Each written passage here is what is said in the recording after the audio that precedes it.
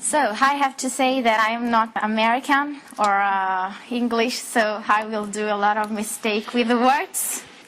I can say that people who will listen this message have to know that they are the most special and the most beautiful person that they can be, because I know that religion tell you that you are a sinner, that you are imperfect, and that you are far from God. And it isn't true, because you are God in a little part.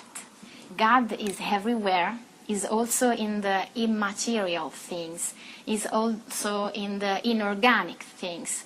So you are the best manifestation of God. You are beautiful, also if you have defect, that isn't a defect, because that special part of your body, of your mind, is just yours, and nobody else has it as you have.